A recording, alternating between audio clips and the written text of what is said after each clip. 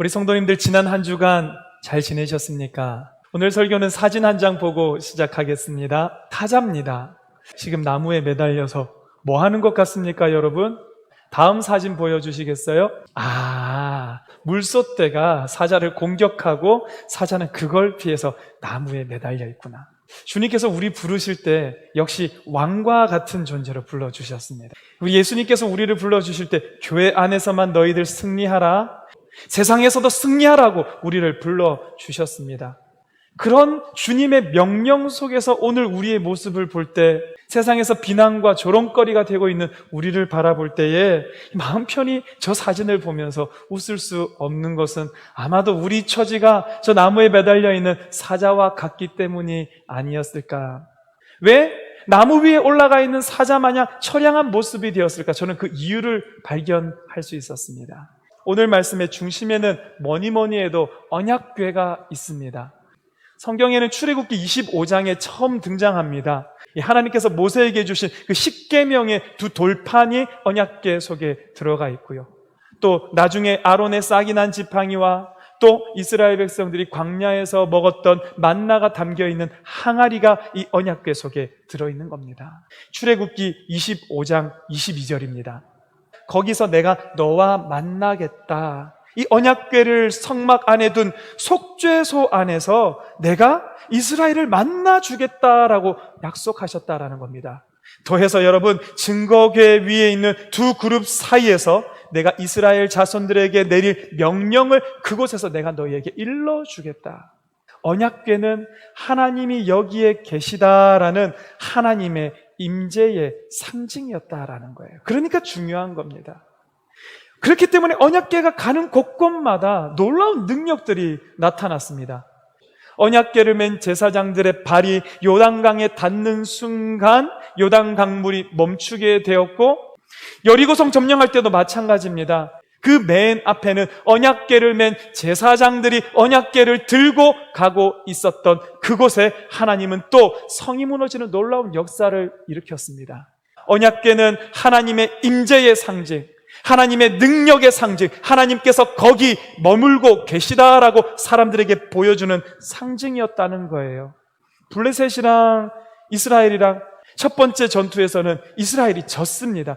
여호와께서 어찌하여 우리를 블레셋에게 패하게 만들었는가라고 얘기를 합니다. 이 전쟁은 하나님께서 우리로 하여금 지게 만드셨다라는 겁니다. 3절 하반절 말씀 보시죠. 여호와의 언약궤를 실로에서 우리에게로 가져다가 우리 중에 있게 하여 그것으로 우리를 우리 원수들의 손에서 구원하게 하자 하니. 언약궤가 이스라엘 군대의 진영으로 들어올 때 이스라엘 군대는 환호성을 지르는, 와, 됐다 이겁니다. 언약궤만 있으면 우리 이긴다 이겁니다. 하나님의 임재의 상징만 있으면 우리가 승리할 거다. 마치 이미 승리한 사람처럼 소리를 질러대는데 이게 땅을 울렸대요. 블레셋 군대에서 도대체 무슨 일이냐 점탐해봤더니 하나님의 언약궤가 이스라엘 진영으로 들어왔다는 겁니다. 그들도 익히 소문을 들어서 알고 있었습니다. 큰일 났다.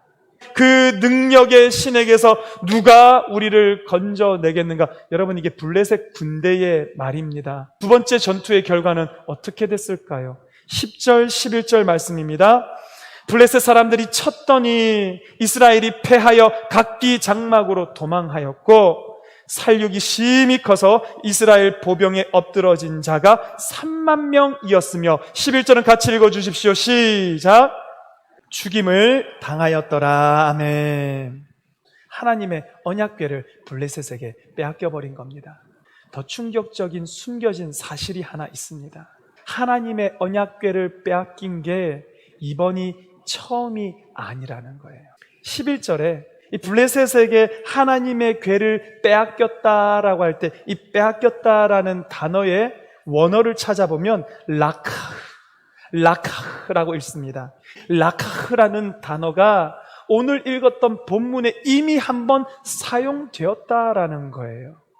언제 사용됐냐면 아까 3절 말씀 여러분 기억하시죠? 뭐라고 얘기하냐면 여호와의 언약궤를 우리에게로 가져다가 우리를 구원하게 하자라고 할 때 언약궤를 가져다가라는 그 단어가 뭐라고요? 라카. 이스라엘 백성들 입장에서는 언약궤를 블레셋에게 처음으로 빼앗긴 거예요. 그런데 언약궤의 원래 소유자가 누굽니까?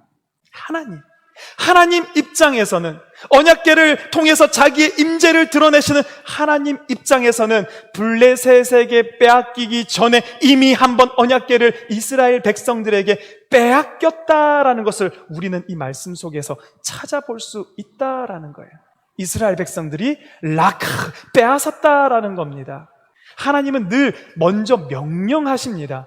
여호수아 3장 7절에 여호와께서 여호수아에게 이르시되 8절 너는 언약궤를 맨 제사장들에게 명령하여 이르기를 너희가 요단 물가에 이르거든 요단에 들어서라 하라. 하나님은 언약궤를 이렇게 쓰셨다는 거예요. 먼저는 명령을 하고, 그러면 이스라엘 백성들은 그 명령을 받아서 순종하여 나아간 그 자리에 하나님의 언약궤와 하나님은 함께하고 그곳에서 하나님은 역사하고, 할렐루야. 여리고성 점령할 때 여호수아 6장 2절 토시 하나 안 틀리고 똑같습니다. 여호와께서 여호수아에게 이르시되 너희 모든 군사는 그 성을 둘러 성 주위를 매일 한 번씩 돌되 엿새 동안 그리하라. 제사장 7은 7 양각 나팔을 잡고 언약궤 앞에서 나아갈 것이요. 언약궤를 움직이신 것이 하나님입니까? 아니면 여호수아입니까? 하나님은 명령하시면 백성은 순종하고 그 가운데서 하나님의 역사가 일어났다라는 것입니다. 하나님의 크고 놀라운 능력들이 이 언약궤 가는 곳곳마다 나타나게 되었다라는 것입니다. 이스라엘 종교 지도자들이, 이스라엘 백성들이 하나님의 손에서 빼앗았다라는 것이 오늘 말씀이 그들을 고발하고 있는 거예요. 우리가 맨날 들을 것만이 아니라 우리도 하나님 한번 부려보자라는 거, 언약궤 가져다가 우리도 한번 써보자라는 겁니다. 언약궤 속에 녹아 있는 것처럼 보이는 그 능력만 가져다가 나를 위해서, 우리의 목적을 위해서, 내 욕망을 위해서 사용하겠다라는 그들의 욕심이 하나님의 손에서 언약궤를 먼저 빼앗았다는 거예요. 언약궤가 있으면 능력이 나타나고 없으면 우리가 패배하고 그와 같은 공식만 남게 됐다라는 것입니다. 하나님은 이스라엘 백성과의 관계와 사랑을 원하셨음에도 불구하고 언약궤 갖다 놨으니까 하나님 이제 능력 행하세요. 오늘 말씀의 핵심은요, 하나님께서 이스라엘 백성들의 이 교만과 욕망을 전쟁에서 깨뜨려 버리신 거예요. 블레셋에게 지게 만들면서 깨뜨셨습니다. 그것뿐만이 아니라 언약궤를 빼앗기게 만들므로 말미암아 그들의 교만과 욕망을 하나님께서 깨뜨려 버리셨다. 정말로 중요한 건 하나님의 백성이 하나님 손에서 언약궤를 교만과 욕망으로 빼앗았다라는 바로 이것입니다. 하나님께서 함께하지 않는 언약궤는 그저 금박칠해진 나무 궤짝에 지나지 않았다라는 것을 그제서야 이들이 알게 됐겠죠. 고린도전서 13장 1절입니다. 내가 사람의 방언과 천사의 말을 할지라도 사랑이 없으면 소리나는 구리와 울리는 꽹과리가 된다 말씀하십니다. 언약궤에도 똑같이 적용됩니다. 뭐 어떤 영광스러운 언약궤를 갖다 놓는다 할지라도 거기에 하나님 없는 언약궤는 모양은 있으나 능력을 상실한 언약궤로 남아 있을 수밖에 없다라는 것입니다. 성도 여러분, 오늘 이 말씀이 우리에게 왜 중요합니까? 이걸 많이 하면 많이 할수록 하나님께서 더 복을 많이 줄 것 같은 그 무언가, 여러분, 그게 심해지다 보면 어느새 하나님도 그곳에 있지 않습니다. 오직 내가 소유하고 내가 집착하고 내 것이라고 주장하는 것만 남게 되는데, 혹시 우리에게 있어서 우리의 예배가 언약궤 된 것은 아닙니까? 예배 드리기만 하면 나는 할 일 다 한 거야. 예레미야서 7장 4절에서 예레미야더러 너 성전 앞에 가서 이걸 외치라라고 하시는데요, 여호와의 성전이라 하는 거짓말을 믿지 마라.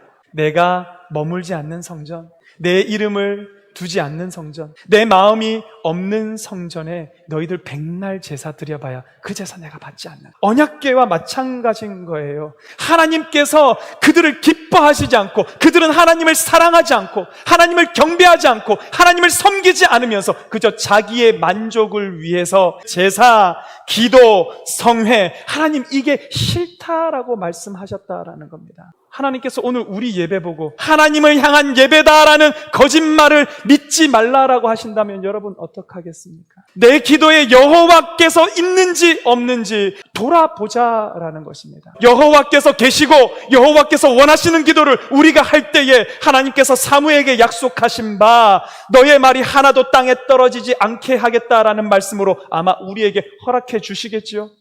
그와 같이 여호와 삼마의 가정, 여호와 삼마의 직장 가운데 우리 하나님께서 기적과 능력으로 오늘 예수 믿는 것 때문에 핍박받고 조롱받는 것이 아니라 오히려 예수 믿는 그 사람 때문에 그곳이 형통하였더라 평가를 받게 되는 역사가 일어나게 되기를 저는 주님 이름으로 축원합니다.